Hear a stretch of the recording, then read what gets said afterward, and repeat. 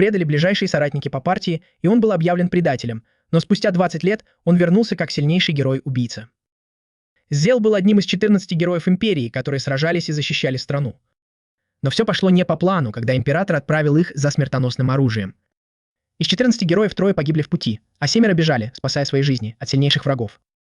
Но Зел и 3 его друзей не были трусами и храбро сражались с превосходящими силами противника, даже одержав победу в битве за свою страну.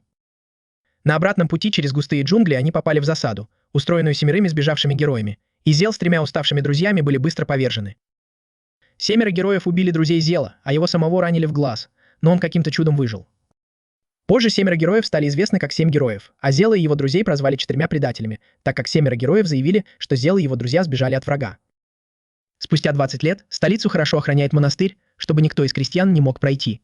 Каждый день несколько человек, пытающихся незаконно пересечь границу, публично вешают и казнят, и этот день ничем не отличался от других. Главный монах раз повесил 4 крестьян, прежде чем отдать приказ об их казни.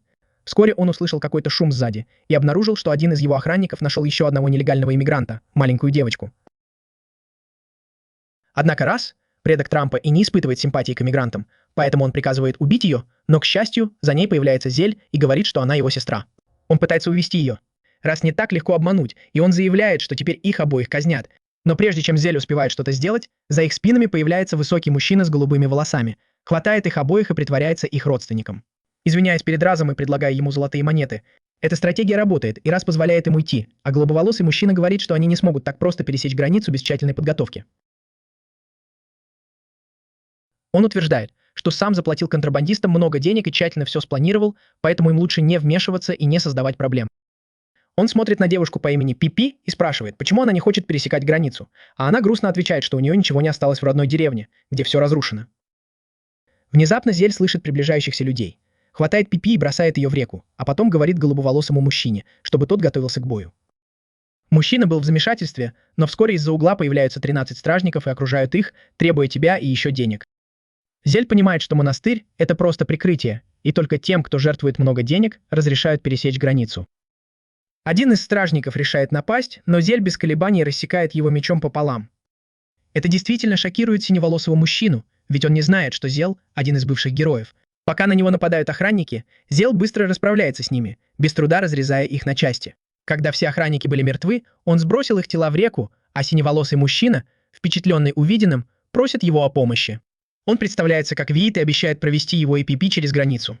В тот же вечер они втроем плывут по реке на маленькой лодке и оказываются в таверне.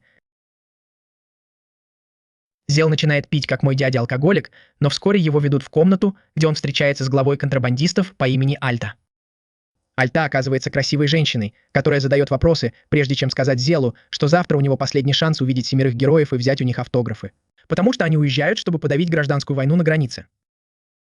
Это привлекает внимание Зела, ведь он больше всего на свете хочет отомстить этим хладнокровным убийцам, но прежде чем он успевает что-то спросить. В комнату входит мужчина и заявляет, что монахи в таверне с оружием.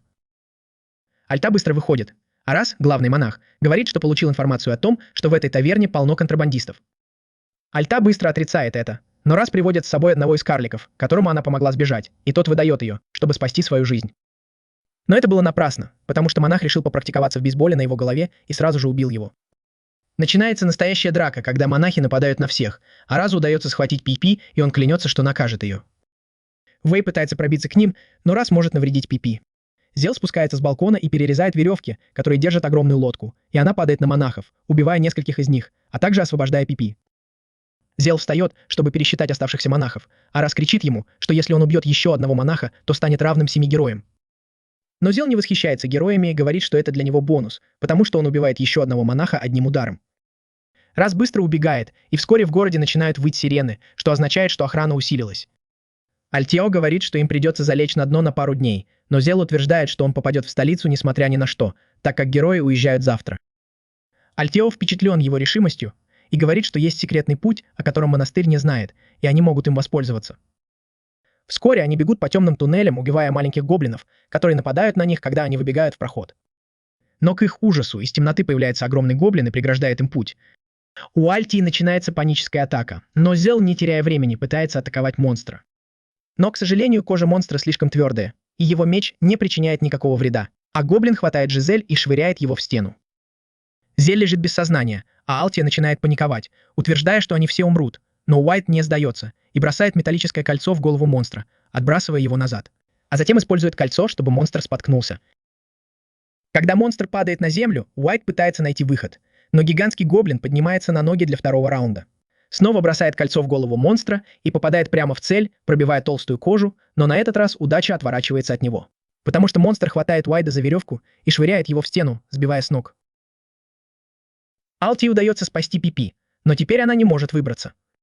Но как только мы подумали, что все кончено, он замечает яркий свет над собой, где лежит без сознания Зель. Через несколько секунд Зель прыгает на голову монстра и одним ударом меча рассекает ее пополам. Алтия поражена силой мальчика, а Зель говорит Уайду, чтобы тот вставал, потому что им нужно поймать контрабандиста. Но как только они собираются уходить, Зель чувствует опасность и говорит всем, чтобы они отошли, потому что магический удар полностью испаряет тело монстра. Зель в шоке, но вскоре видит на уступе над ними Реза, у которого, кажется, есть волшебный меч. Он понимает, что ситуация может быстро выйти из-под контроля, и говорит Уайду и остальным, чтобы они оставались на месте. Пока Рис объясняет, что этот человек тоже был контрабандистом, но теперь он работает на них. Высокий мужчина снова поднимает свой меч, когда Зел имитирует фею, привязанную к рукояти, которая кричит от боли, и это вызывает магические атаки. Мужчина взмахивает мечом, нанося удар в воздухе, но Зел храбро отражает атаку и рассекает меч пополам, удивляя Раза и его наемного убийцу. После этого Зел начинает плакать, как маленькая девочка, и кричит, чтобы они перестали использовать меч, что сбивает с толку Уайта и Алтию. Но люди также замечают, что фея становится очень больно всякий раз, когда используются магические атаки. Раз смеется над Селом и просит мужчину закончить работу, но тот убирает меч в ножны, утверждая, что ему заплатили за то, чтобы они не смогли добраться до корабля. Но теперь они опоздали, корабль уже ушел, а значит его работа закончена. Раз тут же умоляет его остаться и предлагает еще больше денег, чтобы полностью вывести Зела из строя, и мужчина соглашается и снова достает меч. Атакуя Зела изо всех сил, отчего пещера рушится. Зел падает на нижний уровень пещеры, где раненый встает и видит стоящего Раза, который утверждает, что знает, что раса Зила получает энергию от Луны. Но на этом уровне пещеры Луны уже не видно, а значит ему конец. Тут же появляется группа охранников с оружием и окружает его, прежде чем напасть на него вместе. Зел быстро приходит в себя и с легкостью уклоняется от атак, а затем наносит удар мечом одному из охранников, который едва успевает его блокировать.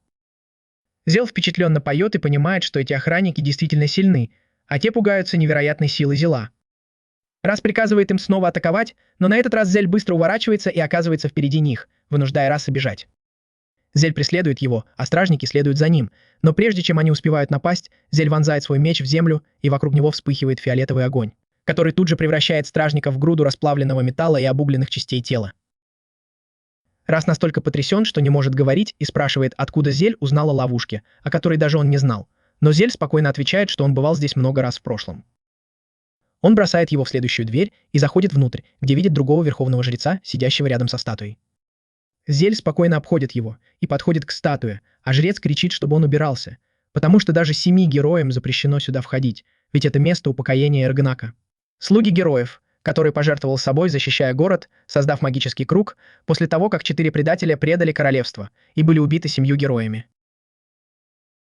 Сел смеется над этим и тихо говорит статуе Эрднаха, что такого великого человека сегодня называют слугой героев.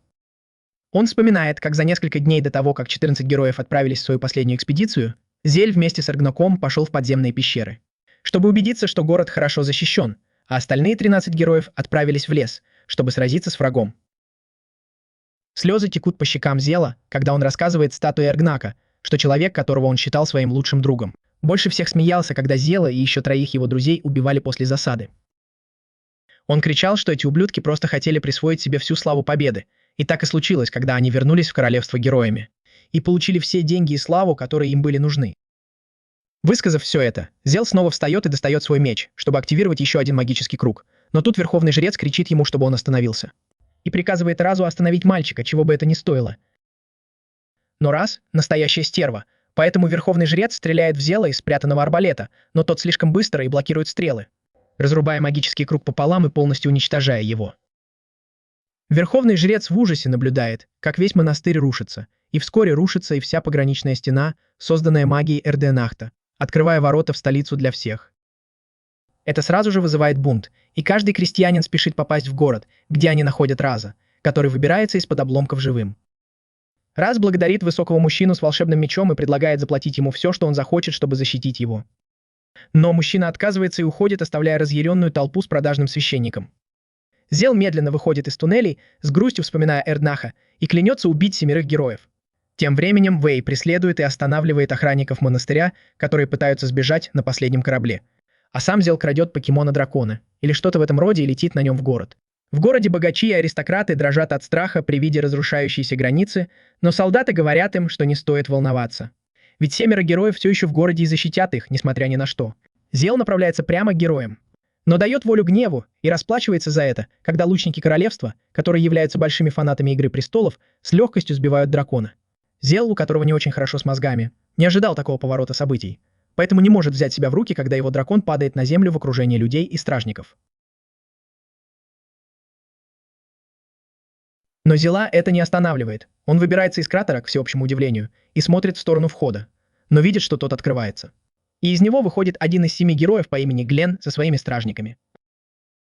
Зел сразу вспоминает, как убили его друзей, и, недолго думая, достает меч и пытается отрубить Гленну голову.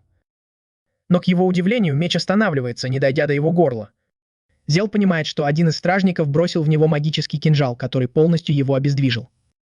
Но, к всеобщему удивлению, Зел все еще может немного шевелить руками, даже после того, как его остановил один из сильнейших магов в мире. К сожалению, Зел оказался в меньшинстве, и стражники быстро скрутили его, надев на него наручники, полностью лишив его возможности двигаться, пока он пытался отдышаться. Его меч упал на землю, и вскоре толпа начала требовать его крови, умоляя Гленна убить мальчишку, который посмел поднять оружие на одного из великих героев. Глен медленно подошел к пойманному Зелу, но как только Зел подумал, что его попытка отомстить провалилась, не успев начаться. Глен удивил его, обратившись к толпе и заявив, что он всего лишь маленький мальчик из приграничного района, живущий за городом, и, вероятно, ему пришлось нелегко, поэтому он прощает его. Толпа затихла, но вскоре разразилась аплодисментами в адрес Гленна, милосердного и святого, который простил человека, пытавшегося его убить. Это окончательно сломило Зела, когда он понял, что Гленн и остальные уже добились того, чего хотели. Убив его друзей и чуть не убив его самого, они завоевали столько уважения и славы, что фактически правят всей страной. Он стоял под дождем один-одинешенек и с тяжелым сердцем направился в лес. Но тут Дейнерис Таргариен на своем драконе спустилась вниз и подхватила его, унося в небо. Тао покорился своей судьбе, а Дэнни достала странный меч и уже собиралась пронзить его. Но тут Уэйд врезался в нее на своем воздушном корабле. К сожалению, корабль был сделан компанией Boeing, поэтому он тут же разбился, но этого хватило, чтобы на какое-то время спасти Зелу жизнь. Дэнни снова встает и вытаскивает меч, направляясь к Зель, которая лежит на земле. Но прежде чем она успевает убить ее, Пипи вскакивает между ними и говорит Дэнни, чтобы та оставила Зель в покое. Дэнни в ярости кричит, чтобы Пипи отошла, если хочет жить, но Пипи не двигается с места. К ее удивлению, эта психопатка замахивается мечом на маленькую девочку, чуть не убив ее. Пипи падает на землю и уже готова стать шашлыком, но тут Ви говорит Дэнни, что она принцесса.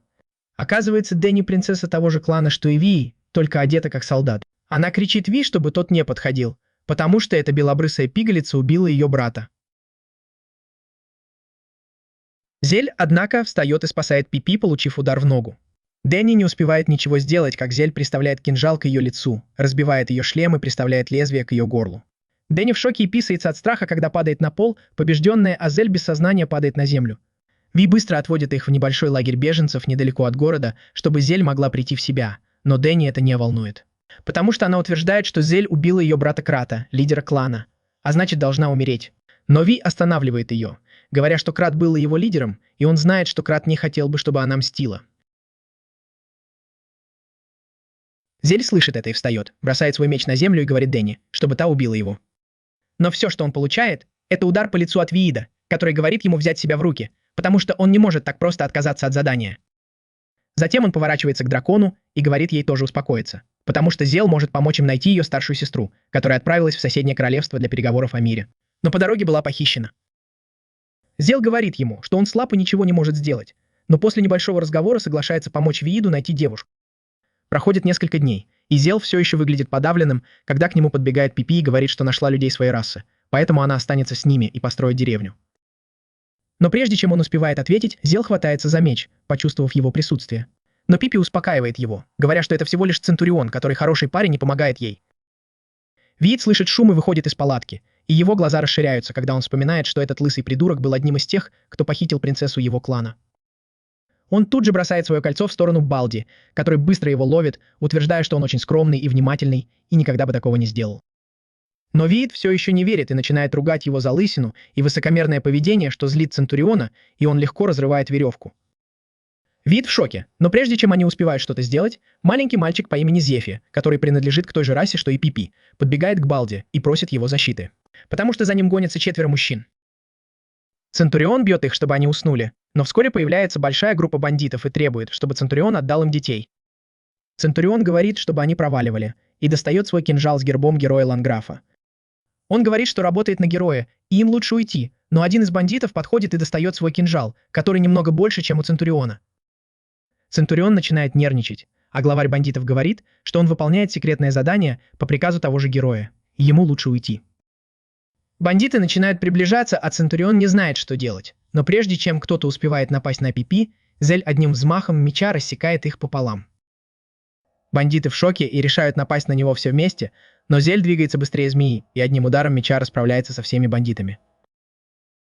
Главарь бандитов начинает нервничать и достает свой кинжал, утверждая, что герой отомстит, но Сел одним ударом ломает кинжал у него в руке. Бандит падает на землю и просит Центуриона помочь ему, но тот бьет его в другую руку и требует сказать правду. Но прежде чем они успевают что-то сделать, из ниоткуда появляется человек по имени Фарго и спрашивает, что происходит. Бандит сразу же бежит к нему и говорит, что сделал все, что тот велел, но не успевает ничего добавить, как Фарго перерезает ему горло, убивая на месте. Он говорит, что кинжал украли месяц назад и, должно быть, он попал в руки этих бандитов. Затем он подходит к Зелу и говорит, что он хороший боец, а Центурион благодарит его за спасение. Но Ю все еще не верит и спрашивает Фарго, какого черта они похитили первую принцессу Шерон. Фарго смотрит на него и говорит, что она в полном порядке, и что это было необходимо, чтобы предотвратить войну. Он говорит, что пока не может ее отпустить, но они могут устроить встречу. Тем же вечером им удается победить оставшихся бандитов и освободить пленников, после чего они идут спать, а Уай и Дэнни направляются в поместье Фарго, чтобы договориться о встрече. К их удивлению, их быстро окружают те же бандиты, которых Зел убил в тот день. Уэйд в ужасе понимает, что это магия из страны теней, которая превращает мертвых людей в зомби. Начинается драка, и он с Дэнни пытаются пробиться сквозь орду зомби. Но сколько бы их ни рубили, зомби снова восстанавливаются. Фарго спокойно наблюдает за ними из окна и решает, что они оба уже мертвы. Поэтому он уходит из поместья и направляется в лагерь, чтобы убить Зефа и всю его семью. Он заходит в их палатку и видит, что они спят, но, к несчастью для него, родители просыпаются. Он быстро убивает мать, но отец начинает с ним бороться, но Фарго быстро одолевает и его, оставляя спящего Зефа без охраны. Но прежде чем он успевает его убить, Пипи кричит на него сзади, потому что все видела, и просит оставить его в покое. Тем временем Донни и Уайт оказались в ловушке у зомби, которые уже готовы были их сожрать. Но тут Дэнни вспомнила, что она дракон, и снова спасла их. Она вызвала своего глупого дракона, который уничтожил зомби. Затем Дэнни улетела, чтобы спасти вас с Уайатом. Они вернулись в лагерь, где Фарго избивал беднягу Пипи. Несмотря на весь шум, Зефи все еще крепко спал. Фарго посмеялся над ее жалкой попыткой спасти мальчика, а затем с помощью темной магии создал монстра из мертвых родителей Зефи. Когда Зефи проснулся, он снова упал на землю. Фарго повернулся к Пипи и уже собирался убить ее, но Зельда снова вовремя появилась и легко отразила атаку. Он посмотрел на чудовище, в которое превратился Фарго, но он уже ожидал этого, ведь Фарго был вторым по силе после Лангрейва. Зель быстро использовал свою магию, и из его задницы вылезли щупальца с мечами, которые быстро расправились с зомби, а затем он повернулся к Фарго. Фарго был в шоке, он не мог понять, как мальчик может быть таким сильным. Зель, однако, не растерялся и отрубил Фарго руки. Но во время суматохи весь лагерь проснулся и, увидев ужасающую сцену, решил, что Зель сошел с ума и убил семью Зефи, а потом и Фарго, который пытался их спасти. Они набросились на него с палками и камнями, а Зель думал, стоит ли ему просто убить их и покончить с этим. Но, к счастью, дракон вовремя прилетает и спасает его от всего этого дерьма. На следующее утро Пипи пытается объяснить командирам лагеря, что они все неправильно поняли, но они, конечно же, не верят словам глупой девчонки. Тем временем Дэнни извиняется перед Зел за то, что пытался убить ее, и говорит, что тоже хочет помочь ему в поисках. Вскоре они отправляются на драконе прямо к замку Лангрейва, чтобы поймать его и получить информацию о Шерон. Но Лангрейв, похоже, предупредил своих охранников. И они окружили замок многочисленными армиями. Как только их замечают в темном звездном небе, драконья бригада тут же пускается в погоню за Зел и его отрядом, а лучники готовятся стрелять. Но этого мало, и стражники решают вызвать тяжелую артиллерию, и вскоре из замка выезжает огромная пушка. Уит в шоке, но Сэл смотрит на нее с ностальгией, вспоминая, как они с Лангрейвом были молоды и им поручили создать это магическое оружие с нуля. В то время Империя была на грани краха из-за нападений врагов, и это оружие было их последней линией обороны. Лангрейв был главным конструктором оружия, а Зел, сильнейший воин страны, должен был защищать это место от вражеских набегов. Сейчас драконья бригада летит прямо на линию огня пушки, а лучники безжалостно стреляют в них. Зель растерялся, потому что Зел не сопротивляется, но маленькому герою трудно нанести ответный удар, ведь все эти солдаты были его товарищами, с которыми он сражался бок о бок. Он пытается найти брешь в их обороне, потому что не хочет убивать ни одного из этих невинных солдат, которые просто выполняют приказы. Но ему нужно что-то сделать, если он хочет выбраться из этой ситуации живым. Он достает свои волшебные мечи и готовится к бою, но тут наконец-то заряжается артиллерийская пушка и стреляет прямо в них. Но, к всеобщему удивлению, Зел бросается прямо в огонь и рассекает его мечом. Стражники думают, что они убили маленького героя, но тут из дыма появляется дракон Дэнни и улетает прочь. Драконья бригада следует за ним, но обнаруживает, что Зела и его спутников нигде нет. Поняв это, весь замок приходит в смятение, и все начинают искать мятежников. Но Зел знает замок как свои 5 пальцев, ведь он провел здесь много времени, и быстро находит потайный ход. Но пробегая по узким коридорам, они сталкиваются лицом к лицу с лысым Центурионом, который стоит у них на пути, не понимая, что только ближайшие соратники Ланграфа знают об этом секретном проходе. Зел и остальные выхватили мечи и велели лысому отойти с дороги, но, к их удивлению, маленький пухляж заплакал и сказал, что видел, каким чудовищем был Фарго. И ему стыдно признаться, что он так долго на него работал. Он утверждает, что Лангрейв и Фарго замышляют что-то очень злое, и он больше не может это поддерживать. Он также утверждает, что именно он захватил принцессу Шарон и привел ее в храм. Вик разозлился на это и схватил его за шею, но Зел велел ему успокоиться. Центурион обещает отвезти их к месту, где он оставил девочек, и переодевает всех троих в девичьи костюмы. Вскоре он ведет их через несколько туннелей к большим воротам, где группа людей в масках велит ему оставить девочек с ними. Однако на этот раз Лысый просит их позвонить Фарго, так как он хочет с ним поговорить. Напуганные большим лысым мужчиной, люди в масках быстро вернулись, чтобы забрать с собой Фарго, который медленно выходит с поврежденной рукой. Он понимает, что, похоже, что-то проникло в мозг Центуриона, когда тот начинает спрашивать, что он делал с девочками, и хочет это увидеть для себя самого. Он начинает плакать и рассказывает, что видел, как Фарго убил родителей Зефи в лагере, но Фарго умен и начинает поджигать его газом прямо как моя бывшая. Он утверждает, что родители Зефи были врагами королевства, поэтому он был вынужден убить его. У Балди, похоже, нет не только волос, но и мозгов, так как он сразу же поверил в это и сказал Зелу и остальным, что это было просто недоразумение. Фарго сразу же понял, что здесь незваные гости, и дважды ударил Центуриона ножом в тело, но прежде чем он успел прикончить Балди, Зел прыгнул в воду. Действует и блокирует атаку. Фарго падает назад, когда Зел прыгает на него, но в последний момент ему удается отразить атаку маленького героя. Понимая, что в его ослабленном состоянии ему будет трудно справиться с Зелом, он решает устроить ему ловушку и предлагает заключить сделку. Зел, однако, не в настроении и заявляет, что убьет его прямо здесь, а потом заберет девушек обратно. Фарго, однако, смеется как сумасшедший, а потом говорит, что превратил почти всех девушек в живых зомби. Зел приходит в ярость и тут же со всей силы нападает на Фарго, но ублюдку удается блокировать атаку, а затем перейти в наступление, заставив Зела защищаться от бесчисленных щупалец. Зела снова отбрасывают назад, и Виит говорит ему использовать свои черные мечи против этого монстра.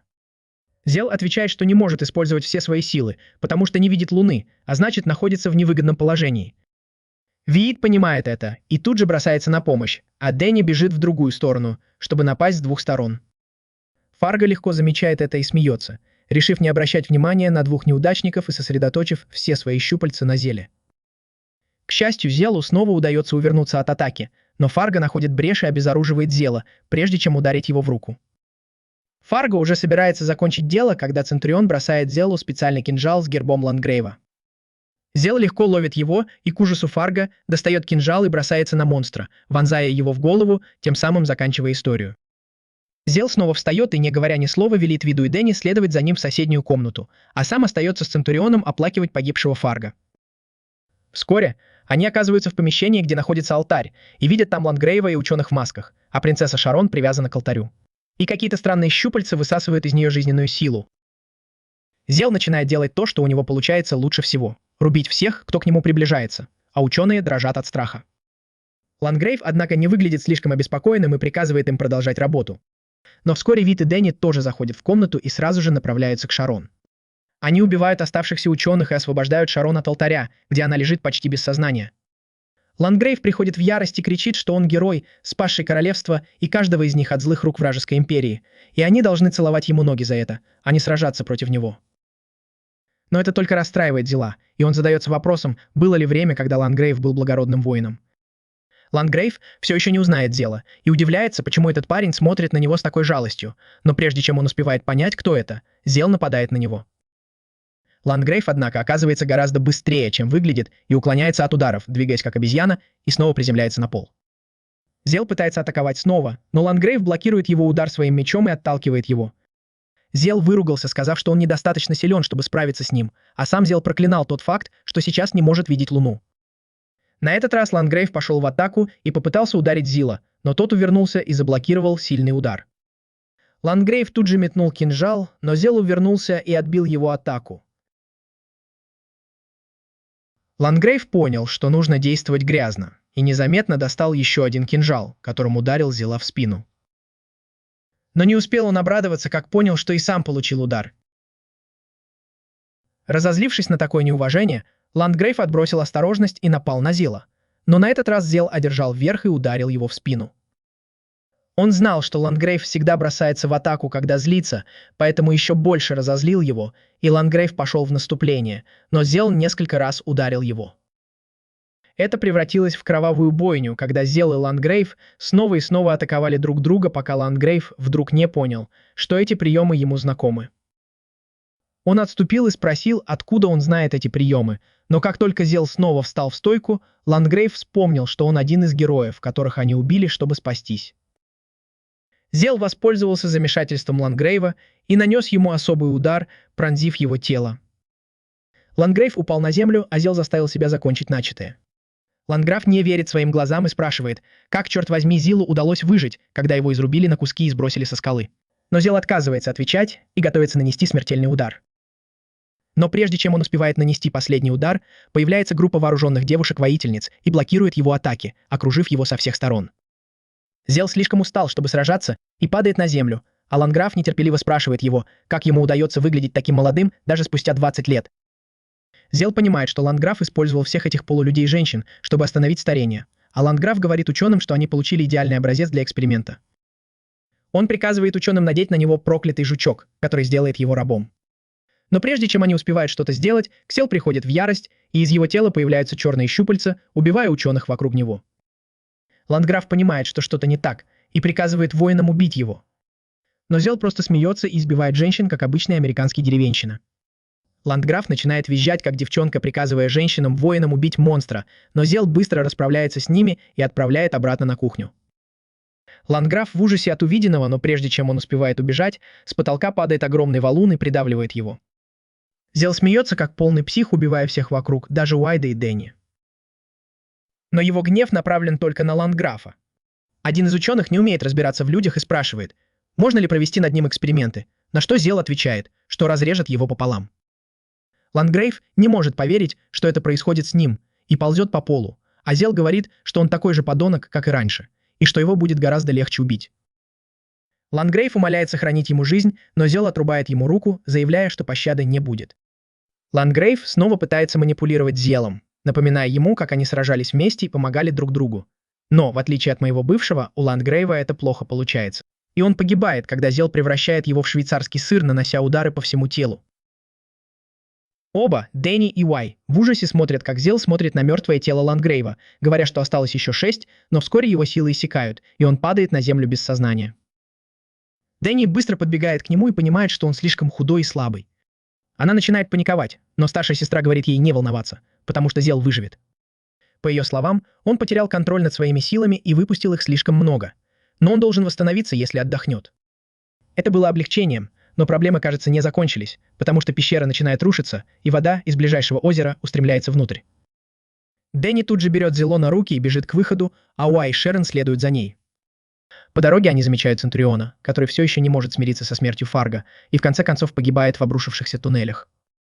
Каким-то образом Уай и Дэнни выбираются из запутанной системы пещеры и находят своего дракона, прежде чем снова взлететь в небо и улететь как можно дальше. Стражники видят, как дракон парит в небе, и это сбивает их с толку, и они начинают обыскивать замок в поисках Ландгрейва, что дает Зелу и его спутникам достаточно времени, чтобы скрыться в горах. Через пару дней солдаты все еще не могут найти Ландгрейва среди обломков. Состоялось собрание высокопоставленных чиновников, на котором было официально объявлено, что Ландгрейв мертв и его похороны пройдут в самом городе. Весь город погрузился в траур, когда процессия Ландгрейва торжественно проехала по улицам, а простолюдины бросали цветы и оплакивали его. Пипи и Алтия наблюдали за всем этим со стороны, не зная о последних событиях. Но когда они поняли, что Ландгрейв мертв, они вздохнули с облегчением, надеясь, что это означает, что Зела и остальные живы и здоровы. К их удивлению, Виит, переодетый монахом, находит их в переулке и отводит в убежище, где восстанавливается Зел. Убежище оказалось пещерой глубоко в лесу на горе, где они нашли Зела, Дэнни и Шерон. Пипи бросается к Зелу со слезами на глазах и спрашивает, почему он такой маленький. Сам Зел не знает, что произошло, но обещает, что скоро вернется в нормальное состояние. На следующее утро он ведет их в священное место, где 20 лет назад сражался с врагами вместе со своими товарищами-солдатами и героями, но был предан. Вдруг он слышит, что процессия с похоронами Ландграфа приближается к этому месту, и это наполняет его ужасом и гневом, ведь это место священно для него, и теперь его хотят разрушить. Но он сдерживается и уходит, а солдаты клянутся отомстить предателям, убившим их героя. Он оглядывается на своих товарищей и говорит им, что они должны оставить его, потому что он враг всего королевства, и теперь за ним будут охотиться каждый день его жизни. Но он все равно не собирается останавливаться и убивать оставшихся 6 героев. Той ночью они все плохо спят, думая, что делать дальше, но Альтап, Дэнни и Пипи решают остаться, а Вид отправляется обратно, чтобы отвезти Шерон в безопасное место и защитить ее. Кажется, все королевство находится в состоянии повышенной готовности, потому что король созвал собрание оставшихся 6 героев и приказал им быть начеку, ведь убийца-герой убил Ландграфа. Один из героев по имени Бористер немного нервничает, потому что понимает, что его территория находится рядом с землями Ландграфа, и предатель, скорее всего, придет туда. Он немедленно усиливает охрану и объявляет всеобщую охоту на предателя, но в отличие от солдат Ландграфа, эти солдаты – безжалостные бандиты, которые используют эту охоту, чтобы грабить и мародерствовать в деревнях, притворяясь, что ищут Зела. Пока они грабили одну из таких деревень, Зел решил действовать и вышел прямо на улицу. Солдаты сначала растерялись, не подумав, что этот ребенок может представлять какую-то опасность, но один из них узнал его по светлым волосам и испуганному взгляду. Они все разом набросились на Зела, но он быстро расправился с ними одним ударом и пошел дальше. Пока он разбирался с солдатами в деревнях, Алтию и девочек отправили в таверну, где они выступали, чтобы собрать как можно больше информации об этой территории. Пипи не очень нравится быть артисткой, но ее танец с Дэнни сейчас у всех на устах, и все хотят их увидеть. Однажды вечером, когда актеры играли пьесу о Зеле и о том, как он предательски убил Ландграфа, в таверну вошли солдаты и прогнали их. Они велели актерам убираться, потому что они пришли посмотреть на танец девочек, но прежде чем солдат успел ударить одного из актеров, Дэнни тут же бросился вперед и заблокировал его удар. К несчастью для нее, меч солдата оказался намного сильнее и разрубил ее деревянный посох, оставив ее безоружной, но прежде чем солдат успел напасть. Один из зрителей по имени Фист схватил его сзади и отшвырнул в сторону. Он утверждает, что актеры стараются показать историю и что нужно уважать их труд. Но солдаты думают иначе и пытаются напасть на него, но ломают себе руки и ноги. Вскоре мужчина уходит из таверны, а Зел остается стоять снаружи среди толпы. Он понимает, что этот человек – один из сильнейших фехтовальщиков в стране и сейчас работает нагленно, поэтому решает, что сейчас не время заходить внутрь, и прячется. Через пару дней 4 рыцарей заходят в комнату Пипи, чтобы найти убийцу героя. Пипи в шоке, потому что у одного из них есть особый дух, который может чувствовать полулюдей. Дух принюхивается к Пипи, как собака, и отступает, а Пипи в ужасе, потому что не знает, как рассказать об этом остальным. Внезапно дух улавливает новый запах и начинает ярко светиться, поэтому 4 рыцарей сразу же уходят, следуя за новым запахом. В это время Зел, не подозревая ни о чем, идет по коридору и думает о своем следующем шаге, и вдруг сталкивается лицом к лицу с 4 рыцарями. Дух ярко светится, указывая на то, что это тот человек, которого они искали, а лидер рыцарей по имени Эль-Сириа представляется и приказывает Зелу немедленно сдаться. В другой части Империи Фист возвращается в город, который находится под контролем Гленна, и находит его тренирующимся в Академии легендарных фехтовальщиков. Без предупреждения Фист с легкостью проскакивает мимо всех охранников и солдат и пытается напасть на Гленна. Его атакует герой, а остальные охранники в ужасе смотрят на это. Фист говорит Гленну, что его охрана слишком медлительна, но Глен не настроен шутить и ведет его в свою комнату для разговора. Он спрашивает, слышал ли кто-нибудь о предателе, который бродит по стране и убивает героев, и приказывает Пиру убить этого предателя и принести ему его голову. Пир даже не колеблется и сразу же соглашается на задание, в то время как остальные стражники постарше злятся, ведь они старше его, а герой выбрал именно его для такой важной миссии. Один из старших рыцарей по имени Роузен говорит им, что не стоит принимать это близко к сердцу. Ведь Пир давно знает Гленна и даже оставил его на попечение своего бывшего наставника Глея, который руководит Академией. По его словам, Пир сейчас один из сильнейших мечников в стране и единственный, кто мечтает унаследовать титул сильнейшего мечника, который когда-то принадлежал Зелу. Глен наблюдает с крыши за тренировкой мужчин вместе с Глей и спрашивает, все ли еще она злится на него за убийство Зела. Голос Глей становится тяжелым от эмоций, когда она говорит, что никогда не сможет простить его за это. Ведь Зел был самым одаренным и талантливым молодым человеком, которого она когда-либо обучала. В 16 лет он уже был сильнейшим мечником в мире, и его сила росла с каждым днем. Более того, он был для нее как приемный сын, ведь она воспитывала его с тех пор, как он был маленьким сиротой. Она говорит, что ей все еще трудно поверить, что Зел мог предать страну, ведь он был самым добрым и справедливым человеком, которого она знала. Глен грустно смотрит вниз и, наконец, признается, что Зел на самом деле не предавал королевство по своей воле, и у него было доброе сердце, но он так завидовал его талантам, что в итоге его убили вместе с 3 другими героями. Глей потрясена этим откровением и со слезами на глазах спрашивает, зачем ему было поливать его грязью и называть предателем, если он ничего плохого не сделал. Глен говорит ей, что она должна держать язык за зубами и верно служить королевству, как обещала, иначе у Гленна не будет другого выбора, кроме как убить ее. Глей сдерживает слезы и говорит, что не боится ее, но в то же время знает, что ее долг перед королевством важнее личной ненависти, поэтому она продолжит работать на благо страны. Тем временем на территории Барестера 4 рыцарей преследуют Зела по крышам и нападают на него сзади, а он продолжает защищаться и блокировать атаки, убегая. Элсия называет его трусом и кричит, чтобы он повернулся к ним лицом, но у Зела нет такой возможности, потому что он спрятал все свое снаряжение и оружие в тайнике под землей, пока скрывался в городе. Внезапно Дэнни вскакивает на крышу с 2 мечами и приказывает рыцарям отступить.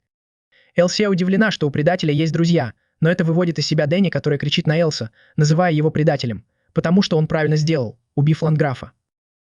Она утверждает, что Элсия понятия не имеет, что работает на самых опасных монстров на Земле, а Зел – настоящий герой, за которого она готова сражаться. Она бросается на Элсию с мечами, но ее товарищи по команде тут же набрасываются на нее с цепями. К счастью, Зел отбивает цепи, а Дэнни снова и снова сражается с Элсией, пока на Зел нападают ее товарищи по команде. Вскоре это превращается в смертельную схватку, и Зел сражается за свою жизнь с помощью маленьких кинжалов, а Дэнни пытается не отставать от Элсии. К сожалению, их слишком мало, и один из парней Элсии использует огненную магию, чтобы отбросить ее. Но Дэнни не слабачка и снова поднимается, чтобы сражаться, а Зел кричит, чтобы она отступила, потому что здесь они не могут сражаться. Из-за ее безрассудного стиля боя Зел не может сосредоточиться на врагах и постоянно отвлекается на нее.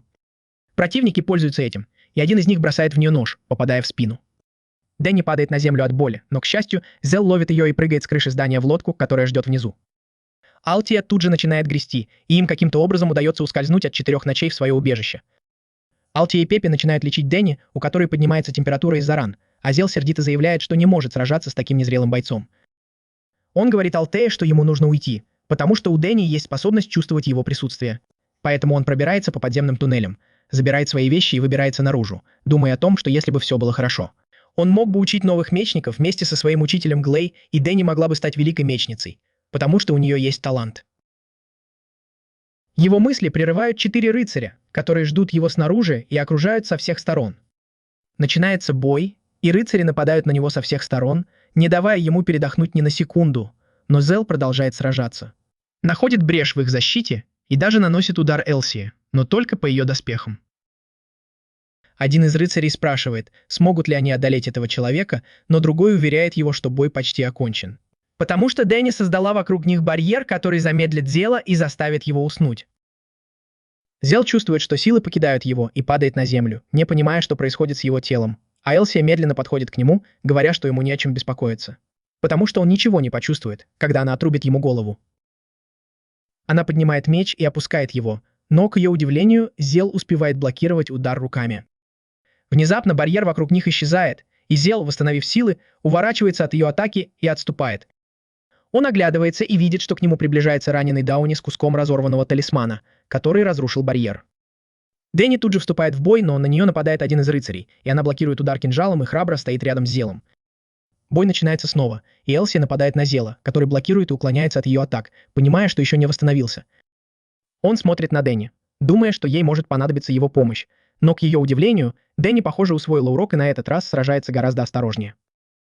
Они снова перегруппировываются, и все вроде бы идет хорошо, но вдруг стены позади них взрываются, и Дэнни получает серьезные ранения. Зел в замешательстве, как и 4 ночи назад, когда с неба посыпались огненные стрелы, а люди побежали в укрытие. Элсия сразу понимает, что это дело рук Барестера, который настолько параноик, что решил сравнять этот город с землей, чтобы найти своего несостоявшегося убийцу. К счастью, это небольшое отвлечение дает Зелу время, и он убегает вместе с Дэнни в безопасное место. Он кладет Дэнни на пол, чтобы осмотреть ее, и понимает, что у нее серьезные травмы. Кажется, она сломала несколько костей, и ее пульс очень слабый. Слезы текут по ее щекам, когда она смотрит на Зела и спрашивает, справилась ли она. Зел берет ее за руку и говорит, что она молодец и что он очень гордится ею. Это немного успокаивает ее, но ее травмы очень серьезны, и вскоре она начинает бороться за жизнь. Зель кричит на нее, чтобы она дышала и боролась за жизнь, но ее тело постепенно обмякает, а жизненные силы покидают ее. Сэл понимает, что она почти мертва, когда она совсем перестает реагировать. Поэтому в последней отчаянной попытке он достает свой меч и облизывает его, отчего по его губам стекает кровь. Затем он целует Дэнни в губы, передавая ей часть своей жизненной силы. Думаю, это был просто предлог, чтобы что-то сделать. На его глазах выступают слезы, и он молится Богу, чтобы его метод сработал, и Дэнни начинает корчиться от боли на земле. Но это значит, что она жива. Он говорит ей принять его кровь и не сопротивляться, а взрывы артиллерии разрушают несколько домов. Тем временем армия Баристера пробивает огромную брешь в стене, больше, чем дыра в моем сердце. Они устраивают настоящий погром в городе, слоны маршируют, а солдаты грабят все, что могут найти. К счастью, Альцерия вовремя появляется и приказывает одному из капитанов немедленно прекратить это безумие, потому что у них нет права нападать на этот город. Капитан пугается, ведь Эльсия – дочь богатого и влиятельного дворянина, но один из командиров вмешивается и говорит Эльсарии, что у них есть полное право разрушить весь город. Потому что люди и лорд здесь прячут убийц, которые хотят убить лорда Барестера, а за такое преступление полагается полное уничтожение. Эльсария пытается возразить и требует доказательств. Но, как и мой отец, командир заявляет, что ему не нужны никакие доказательства для его нелепых обвинений. Он обещает сравнять город с землей и казнить его правителя, как только тот окажется у него в руках. Эльсария в шоке и спрашивает, какого черта герой назначил такого жестокого и грубого командира. Командир же просто смеется и приказывает Эльсерджу и его отряду отойти и наблюдать издалека, не вмешиваясь, потому что его армия уничтожит и их тоже. После этого командир приказывает своей армии двигаться к особняку правителя и разрушить его до основания, а потом привести к нему самого правителя. Солдаты тут же бросаются выполнять приказ и идут вперед, а Эльсария кричит, что им нужен план, чтобы решить эту проблему. Тем временем Зел все еще сидит с Дэнни, надеясь, что она придет в себя, и к его удивлению Дэнни кашляет и открывает глаза, благодаря Зела за спасение своей жизни. Зел чувствует облегчение, встает и говорит ей подождать, пока взойдет луна, потому что это даст ей необходимую энергию, а когда она отдохнет, пусть найдет его. Потому что ему может понадобиться помощь в этой битве. Тем временем солдаты начинают разрушать город с помощью слонов и сжигают все дотла. А дети и их матери разбегаются в разные стороны, не понимая, почему герой, который должен был стать их спасителем, хочет их убить. Город начинает разрушаться, когда две группы наемников внутри города едва не оказываются втянутыми в гражданскую войну, пытаясь найти способ победить эту армию. В то время как Эльза чувствует себя совершенно беспомощной, вспоминая, как Дэнни говорил ей, что герои, которых она пытается защитить, на самом деле монстры. Командир и капитанша наблюдают за разрушениями сверху, но командир все еще не удовлетворен масштабом разрушений. Поэтому он приказывает солдатам обойти каждый дом от двери к двери и начать наказывать их за то, что они позволили мятежнику остаться в городе. Я просто не могу в это поверить, когда солдаты начинают убивать невинных мужчин и женщин по всему городу. Она пытается помочь ребенку и своей матери, но ее останавливают однопартийцы, которые утверждают, что она здесь ничем не может помочь. Слезы катятся по ее щекам, когда она изо всех сил пытается освободиться и спасти жизнь этого ребенка, но, к ее удивлению, Зела прибывает в больницу. В самый последний момент одним быстрым движением отрубаю солдату голову. Другой солдат приходит в такой ужас, что в страхе падает на землю, в то время как Зел заявляет, что он и есть герой-убийца, которого они так долго искали. Солдат кричит, требуя подкрепления, и вскоре появляется взвод солдат со своим командиром, чтобы расправиться с героем-убийцей. Все они стоят лицом к лицу с Зелом, но все они слишком напуганы, чтобы сразиться с ним, что выводит их лидера из себя, в то время как Зел издевается над ними из-за они боялись его. В то время как им было так весело убивать невинных людей, которые не могли дать отпор. Наконец, несколько солдат набираются смелости и нападают на него, но Зел без труда расправляется с ними. А затем переходит к следующей группе солдат, которых он уничтожает, словно разрезает торт. Некоторые солдаты пытаются использовать свои копья, но Зел слишком быстро и, сократив расстояние, убивает и их тоже. Командир взвода кричит своим лучникам, чтобы те пристрелили его, но Зел уворачивается от их стрел и убивает их, а затем и самого командира. Он без труда расправляется с командиром и кричит гражданским, чтобы они спасались. Тем временем Алтее удается остановить гражданскую войну между двумя группами наемников, потому что она знала обоих лидеров и помогла им проникнуть в город. Ей удается объединить их, и вместе с вооруженными горожанами они решают дать отпор армии героя. На поле боя капитан уверен в своих силах, ведь Зел один против огромной армии, и ему ни за что не выбраться из этой битвы живым. Но, к сожалению, вскоре он узнает, что горожане начали контратаку, и его уверенность постепенно исчезает. Под предводительством Алтеи две группы наемников прорываются сквозь ряды врагов, а горожане прикрываются щитами от стрел. Эльзария и ее отряд замечают, что Зел в одиночку переломил ход битвы и почти сломил дух вражеских сил, но они понимают, что он уже устал. Ария принимает трудное решение и решает объединить силы с Зел, приказывая своей группе защищать мирных жителей от вражеских войск. Но прежде чем они успевают выдвинуться, вражеские войска охватывает паника, когда они кричат, что какая-то очень сильная девушка убивает их сзади. Этой девушкой оказывается Дэнни, у которой почему-то теперь белые волосы и на теле перья. Она быстро расправляется с врагами и воссоединяется с Зел, которая рада видеть ее в строю. Он спрашивает, не хочет ли она сразиться с ним, и она с радостью соглашается.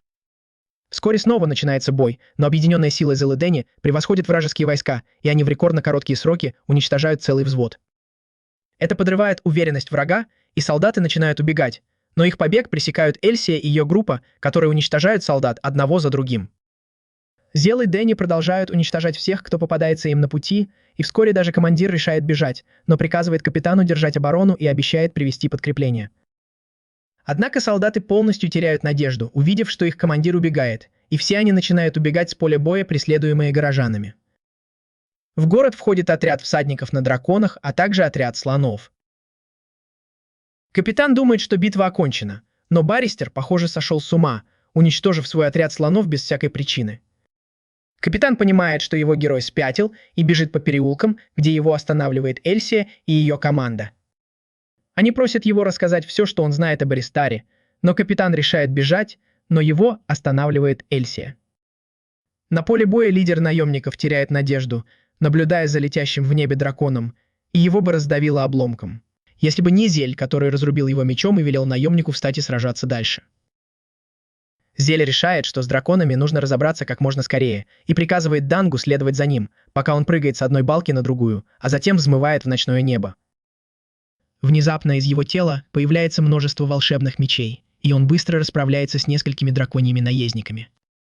Все в шоке от этого зрелища, а наездники драконов напуганы и не знают, с каким монстром они сражаются. Дэнни тоже вступает в бой, садится на одного из драконов и начинает убивать всех, кто посмеет встать у нее на пути. Некоторые маги пытаются уклониться от нее, но меч Зеля отражает их магию и убивает их. Зель спрыгивает на одну из башен с часами, а люди с восхищением наблюдают за ним, понимая, что Зель – настоящий герой, защищающий их от этих монстров. Командир приказывает отряду лучников сосредоточить все атаки на убийцы драконов, но прежде чем они успевают напасть, наемники сбивают их с неба гигантскими арбалетами, которые они украли прямо из «Игры престолов». Арбалеты очень эффективны, они подстрелили большинство драконов, что дало наемникам большое преимущество. Лидер наемников провозглашает Зела героем. Сначала местные жители в шоке, но вскоре начинают скандировать имя Зела, пока продолжается битва. Зелу, впрочем, все равно. Он сосредоточен на сражении и расправляется с остальными драконами, а потом прыгает на дракона, на котором ехал Дэнни. Командир снова понимает, что ему не справиться с Зелом, и решает бежать, приказав своим людям продолжать сражаться, пока он не приведет подкрепление. Солдаты, конечно, не рады такому приказу, и у них пропадает желание сражаться, а Зел расправляется с ними по одному. Командир понимает, что есть только один способ выиграть битву – захватить военный корабль, который построил Глен и спрятал в городе. Он думает, что Бастиар щедро вознаградит его, если он выиграет эту битву для него. Но прежде чем он успевает добраться до корабля, тот поднимается в воздух, а капитан висит на веревке. Командир понимает, что капитана должно быть поймали, и он уже все рассказал Эльсери и ее команде. Барристер же, напротив, ничего не знает об этом развитии событий и думает, что один из этих людей уже захватил флагман Гленна и теперь ведет его в Баристарт. Это дает ему много возможностей, ведь он может просто превратить весь город в пыль и пепел, не боясь повредить корабль. Он помнит, как его просьбу о создании собственного боевого корабля отклонили без объяснения причин, хотя Гленн построил себе такой без проблем. Это очень задело Баррестера, и он начал ненавидеть Гленна за то, что тот всегда вел себя так, будто они не равны, хотя на самом деле они оба героя. Он вспоминает, как 7 героев сидели у костра в лесу и гадали, как 4 героям удастся выжить в этой битве.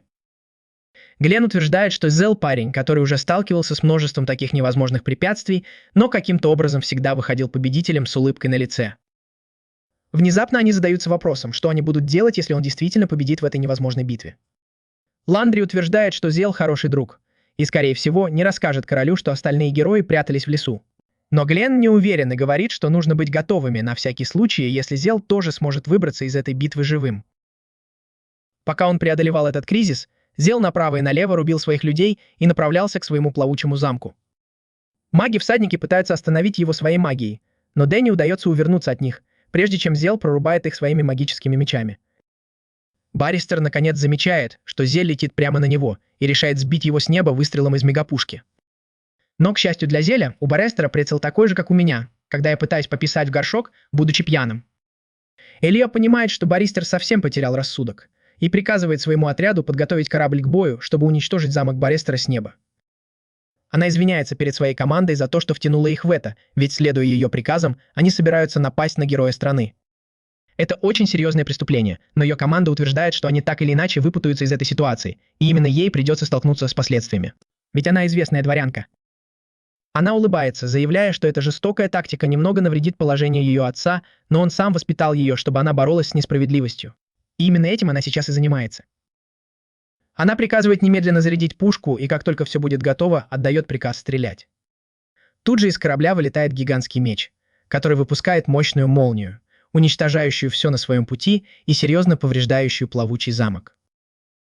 Барристер в шоке от того, что корабль стреляет по нему, ведь он думал, что контролирует его. Это сильно его расстраивает, он начинает плакать и приказывает контратаковать. Артиллерия замка выпускает молнию в ответ, но, к счастью, корабль быстрее и успевает увернуться от атаки на пару дюймов. Пока все это происходит, Дэнни пытается выбраться из-под обстрела и беспокоится, что их могут задеть, но Сэл говорит ему держаться ближе к стенам и подниматься по башням. Дэнни следует его указаниям, и ему удается добраться до верхней башни, где прячется Барристер. Уродливый герой потрясен, увидев Зела за окном, и говорит Дэнни, чтобы тот пока отошел и вернулся за ним позже. Не теряя ни секунды, Зел спрыгивает с дракона и мечом разбивает окно и входит в свою крепость. Баррестеру удается сбежать, и он бежит по лестнице, пытаясь найти место, где можно спрятаться, вспоминая, как Зел всегда помогал ему. Но он все равно хладнокровно убил его. Тем временем Эльза понятия не имеет, что Зел все еще в летающей крепости, и приказывает атаковать замок, полностью разрушая его. Зел выглядывает в окно и видит, что все обитатели замка эвакуируются через спасательные капсулы, и бежит к ним, решив, что не позволит Баррестеру сбежать. Тем временем солдаты пытаются попасть в последнюю спасательную капсулу, но тут появляется Баррестер и просит их отойти и пропустить его. Даже не узнав, кто это, солдат отбрасывает его на землю, даже когда понимает, что это сам герой. Им все равно, и они убегают, оставляя его одного, пока Эльза стреляет еще одним мощным лучом по замку. Луч разрушает большую часть замка, и когда оседает пыль, Баррестер находит Зела и стоит перед ним. Внезапно перед его глазами проносится вся его жизнь. Он вспоминает, что его семья была торговцами, но у него не было предпринимательской жилки, зато была сила. Поэтому отец отправил его в армию. Он вспоминает, как думал, что погиб в бою с орком, но Зел спас его, не раздумывая. Баррестер плачет, осознавая, что Зел тот самый герой, которого он предал 20 лет назад. Зел сам в шоке, что Баррестер узнал его, но в этот момент у Баррестера начинаются галлюцинации, он плачет и что-то бормочет, и Зел понимает, что Баррестер сошел с ума. Он решает прекратить его страдания и одним ударом убивает еще одного великого героя Империи. Зел стоит, размышляя, что делать дальше, когда вдруг прямо перед разрушенным замком останавливается огромный корабль. Один из генералов Империи, который знал Зела раньше, выходит из корабля и говорит Зелу прекратить это безумие, но вдруг замечает тело Баррестера, лежащая в луже крови. Он в шоке, что Зел убил не одного, а двух героев. Зел выглядит грустным и говорит, что ему еще предстоит разобраться с 5, когда из корабля выходит Фист и подходит к Зелу, заявляя, что ему плевать на Барристера, и это даже хорошо, потому что теперь награда за голову Зела еще выше. Зел сразу узнает в нем парня из города, который разобрался с теми хулиганами, которые приставали к Пипи. Фест представляется как простой рыцарь, служащий под началом героя Гленна, и вызывает его на поединок. Фест тут же выхватывает меч и принимает боевую стойку, которая очень знакома Зелу, что его удивляет. Но прежде чем он успевает среагировать, Фест со всей силы пытается нанести удар. Но у Зела хватает выносливости, чтобы не отставать от него. И он блокирует и отражает все атаки, прежде чем перейти в наступление. Мечи сталкиваются снова и снова, и Фест понимает, что, возможно, недооценил героя-убийцу, потому что Зел начинает теснить его. Их битва продолжается, и Фест начинает уважать своего противника, а Зел понимает, что Феза, должно быть, обучал тот же мастер, что и его, поэтому он может с ним справиться. Фес решает сделать выпад и наносит удар сверху, но Зел снова умудряется отразить его атаку и отбросить его назад. Кажется, ему это даже нравится, и он хвалит силу и выносливость Зела, прежде чем попросить его показать свои настоящие способности и достать волшебные мечи из задницы.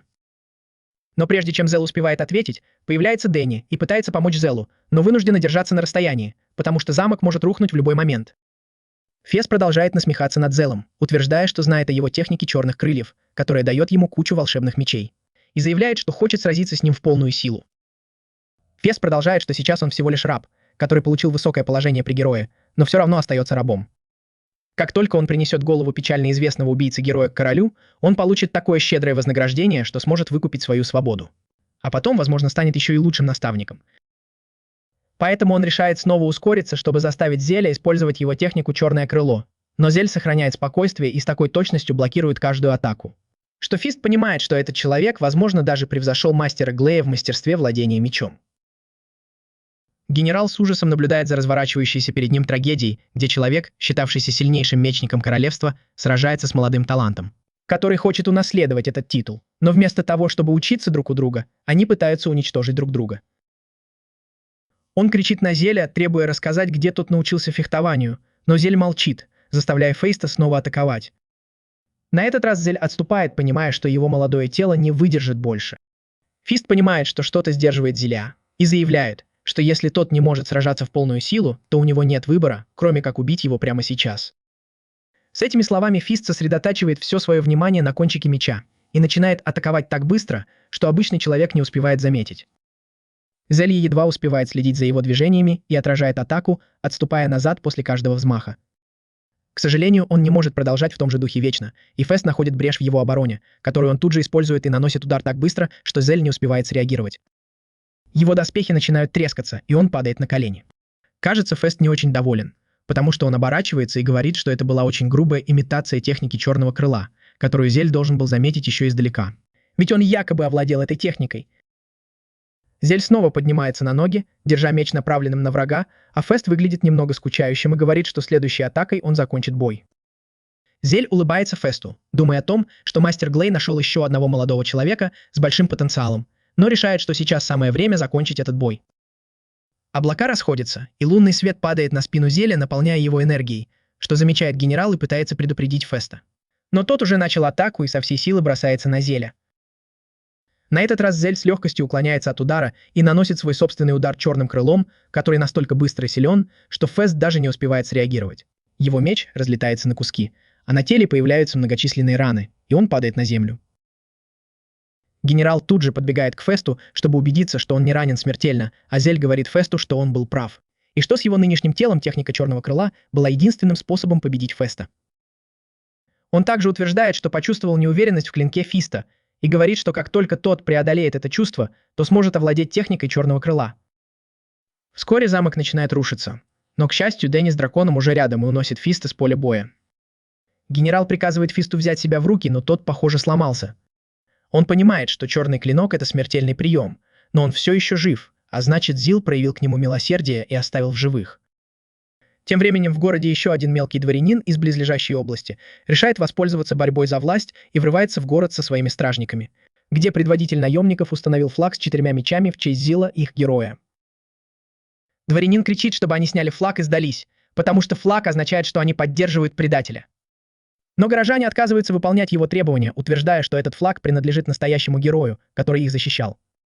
Тогда дворянин решает взять дело в свои руки и посылает своего огромного сына с молотом, чтобы тот сбил флаг и убил всех, кто встанет у него на пути. Парень подходит к флагу и собирается ударить одного из горожан, но Зел появляется в нужный момент, разбивает молот на две части и уничтожает доспехи. Весь отряд солдат дрожит от страха при виде человека, который в одиночку сражается